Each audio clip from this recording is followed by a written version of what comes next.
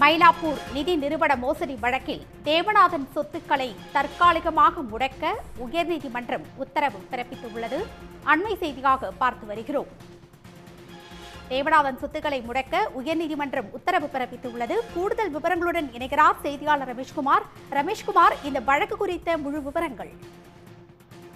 சென்னை மயிலாப்பூரில் செயல்பட்டு வந்த தி மயிலாப்பூர் இந்து பெர்மனன்ட் ஃபண்ட் நிதி நிறுவனத்தில் முதலீடு செய்த 145 முதலீட்டாளரிடம் 24,50,00,000 ரூபாய் பெற்று மோசடி செய்ததாக அந்நிறுவனத்தின் இயக்குநர் தேவநாதன் யாதவ், குணசீலன், சாலமன் மோகன்தாஸ், மகிமைநாதன், தேவன சேனாதிபதி, சுதீர் சங்கர் உள்ள 7 பேருக்கு எதிராக சென்னை பொருளாதார குற்றப்பிரிவு காவல்துறையினர் வழக்கு செய்து கைது செய்தார்கள். அவர்கள் புழல் சிறையில் வைக்கப்பட்டிருக்கிறார்கள். அவர்களது ஜாமீன் மனுவும் நிராகரிக்கப்பட்டிருக்கிறது.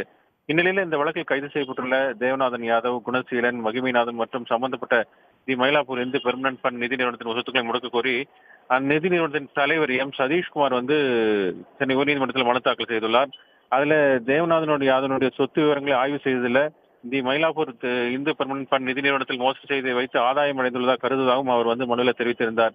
அவர்கள் ஜாமீனில் விடுதலையானால் தேவநாதன் யாதவ் உள்ளிட்டோர் தங்கள் சொத்துக்களை விற்கக்கூடும் என்பதனால அவர்கள் சொத்துக்களை முடக்க கோரி உள்துறை செயலாளர் அளித்த மனு பரிசீலிக்கப்படவில்லை எனவும் அவர் தெரிவித்திருந்தார். இந்த மனுவை விசாரித்த நீதிபதி பி. வேல்முருகன் கைது செய்யப்பட்டுள்ள தேவநாதன் யாதவ், குணசீலன் மற்றும் மகிமைநாதன் மற்றும் தி மயிலாப்பூர் இந்து பெர்மனன்ட் ஃபண்ட் நிதி நிறுவனத்தின் உள்ளிட்டோரின் சொத்துக்களை தற்காலிகமாக முடக்க அரசுக்கு உத்தரவிட்டுள்ளார். மேலும் மனுவுக்கு பதிலளிக்கும்படி தமிழக அரசு, காவல்துறை உள்ளிட்டோருக்கு உத்தரவிட்ட நீதிபதி விசாரணை ஜனவரி 7ஆம் தேதிக்கு ஒத்திவைத்திருக்கிறார். உடனுக்குடன் செய்திகளை தெரிந்து கொள்ள சன் நியூஸ் பெல் ஐகானை கிளிக் பண்ணுங்க.